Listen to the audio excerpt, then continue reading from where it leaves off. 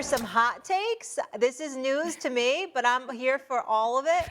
What do you have for us this upcoming season? Because I cannot wait for football season and to talk about actual football and not Dak Prescott's contract. Who's going to win NFL MVP? That's the first one. Molly, to sum it up. Oh, we got a little music. I love love. And by the way, I love love. And a week from today, in Portuguese, we're going to be saying amore because they will be in Brazil beating the Philadelphia Eagles. I think Jordan Love is an absolute superstar.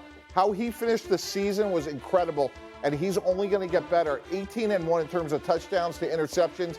This team is young. It is deep. He's athletic. He is smart. And I think outside of Patrick Mahomes, there's nobody else I'd rather start a team with than Jordan Love. Well, Mina Kimes, I need your reaction. Would you agree with that? Out of Patrick Mahomes, there's no other quarterback you'd want to start a team with? I mean, you got a preview of how I feel about Jordan Love in the last segment. I think he's fantastic. And people say, oh, it's just one half of one season. And let me tell you, if you watched him the entire season, you saw not only the development of him, but also those young receivers, the youngest skill group in the NFL around him. Matt LaFleur figured out how to optimize that group. Jordan Love grew as a quarterback. I think the sky is the limit for him. So I actually love this take from Mike T. You know, it's not a bad take from Mike T, Mr. CIA himself. He's pulled it off. I don't blame him for that. But I have to get on Mike T and Mina Kimes nevertheless. Ladies and gentlemen, the last 8 games of the regular season, Jordan Love was fantastic, 6-2, completed like 70% of his passes, 18 touchdowns, just 1 interception. He was phenomenal. But the Mina Kimes I know, that I watch on NFL Live, that I see on the podcast and all that. I mean, I need a greater sample size. That's what she's usually saying about everybody else. Don't get me started about Mike T. And that's what I mean, we just have to see it more. I mean, it's great the last half of the season, but we need more of a sample size. But suddenly here we are to be on national television, fawning. I'm agreeing, but I get to do that. Those two is a different subject. Love left a good taste in their mouth. By the way, guys, this is so making me feel like Sunday mornings when I turn on Red Zone and I'm waiting for Scott Hansen or Andrew Siciliano and the music's playing in the background. All right, next one. You ready for it? Let's go. Okay. Oh, bless you. Who's your biggest sleeper / surprise team? It is Jim Harbaugh, Justin Herbert, and the L.A. Chargers. Oh, we got my God. We got Fire two. up, baby. That's exactly right. We got Mina and Stephen A. with the L.A. Connection. Here's why. Justin Herbert's going to be healthy. What has Jim Harbaugh done? USC San Diego, Stanford, 49ers, Michigan, offensive linemen, go out, get Joe Alt. They will run the ball. They will capture the line of scrimmage. And you know what that means? A very healthy Justin Herbert with a good defense. And that's why around Thanksgiving, when we're talking about surprise teams, a healthy Justin Herbert will be hugely different for this team, and they will make the playoffs. Okay, before Mina okay, there we go. They're going to make the playoffs. Mina, why are you pouring cold water on this? To anyone who believes this, I would challenge them to name Justin Herbert's number 1 wide receiver to me, the number 2 cornerback, the number 1 defensive tackle. My point is, Mike, this roster is a couple of years away. I love Herbert. I love Harbaugh. I thought it was a great hire. But when you go down the depth chart, this team is just too thin for me to feel good about them making the playoffs this year. I think you got the right city. I think you got the wrong team. Ooh. Now, I know you would say, are the Rams a sleeper? But basically, we haven't been talking about teams with the Los Angeles. We haven't been talking about teams in the NFC. In the NFC, when we talk about Super Bowl, we've mentioned San Francisco, Detroit, potentially Green Bay, obviously Philadelphia. The Los Angeles Rams could win it. Matthew Stafford is a Super Bowl champion. Cooper Kupp is as well. Puka Nacua is an absolute stud. And Sean McVay is one of the best coaches in the business. I love Sean McVay. I'm just saying, Rams got a chance. That's the sleeper to me. That's a good answer, too. I also think the Indianapolis Colts. If Anthony Richardson could stay healthy. Yeah. Too young. That's a real too sleeper. Young. That's a sleeper. Yeah. Well, isn't that the definition of a sleeper? I'm snoring. Oh, really? You're snoring? Don't you have post nasal drip, or what's that other thing you have where you wear the breathing machine? True. Yeah, there you go. You would know. You would know.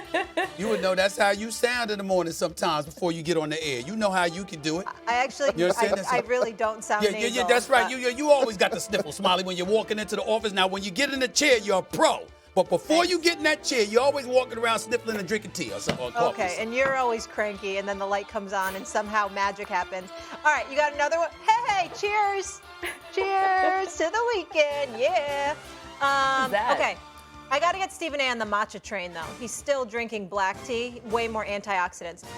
Mike T, this is a tough one, but you know we love to do it here on First Take. Your Super Bowl winner. This one's easy. It's the Green Bay Packers, and Mina alluded to. Whoa, you're like all in on this. They are young and they are deep. You're giving them the ring. I thought I was high on the Packers. Seriously. When you start talking about Romeo Doubs and Christian Watson and Dontavia Wicks and Jaden Reed, and then you look at two really good tight ends in Tucker Kraft and Musgrave, and I think they got better at running back. The big question I had about their offense was offensive line. They drafted Jordan Morgan in the first round. They're going to start him at guard.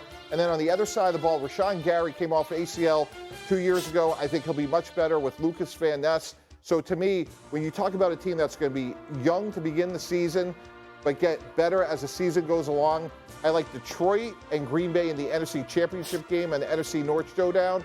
I like Green Bay winning that game. And then I like love over Mahomes in New Orleans winning the Super Bowl. Wait, what? Yeah. Love in the Super Bowl. I know, over Mahomes. Wow, that's a hot take. Who wants to pick it up? Jaws have dropped. Mina, where are you on this? Feel free to give your Super Bowl winner way too early. Oh, mine's boring. It's the Chiefs. But I want to address Mike's point. I love the Packers. I love this offense. I think they're going to be a top 5 offense in the NFL. I think Jordan Love picks up right where he left off. I am buying everything. Somehow Matt LaFleur, when we talk about the coaches, best coaches in the NFL, gets slept on year after year. He's never won Coach of the Year, despite, I believe, having maybe the best winning record of any active coach. Harbaugh comes into the mix now. The only holdup I have, Mike, is I want to see this defense play in the new scheme. I really buy in on them as a Super Bowl contender. I think it's possible, though, so I'm not roasting this take. I don't think it's crazy. I just kind of need to see it first. Stephen A? Ladies and gentlemen, I get where you're coming from, Mike T, with Green Bay. I understand. I mean, let's not forget Romeo, where art thou Romeo Doubs. So we understand that, all right? And Watson and these brothers, they could play. And we saw what we saw from Jordan Love. I get it. And you picked up Josh Jacobs. But I'm not going with them.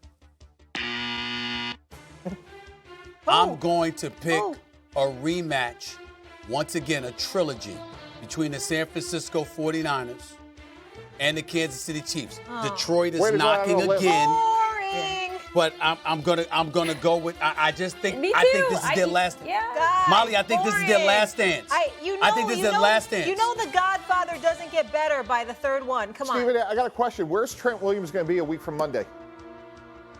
On that field. He's that stupid. They better take care. You got to protect Brock Purdy. You got to protect that man. They better take care of him. I got to ask you guys on a question. that field. I'm curious, Mina, both you and Mike T, because you're both genius football minds. How do you guys watch the games on Sundays? Do you have multiple TVs, or are you just watching one game and then watching film the next day? So I've been doing the ESPN radio wraparound shows. Yeah. So I have the ADD of trying to watch every game and try to, make. So you got all the screen, like a war room style. Yeah, Molly? Mina, are you a red zone girl, or how do you do it? No, I usually have 2 full games going at once, and then I watch them all at night, and then throughout the night. Wow. And I got like one of them screens with like 6 different TVs all bunched together. Did you notice and then it's a 7th on a 7th. So I got 7 different games. Did you actually notice that I didn't ask you, Bougie Steve? I didn't ask you it's not bougie. It's not, but you got to put in work. Got to put in work. I just spend money. Because I already knew that you had like the 20 TVs. And Stephen A., we know that your setup is not salary cap friendly. No. It's not salary cap friendly at all. But I will say this about my list, about my pick. Molly, I'm shocked you didn't pick up on this. What? It's fluid. It's fluid. No, Steve, I reserve the right to change my mind.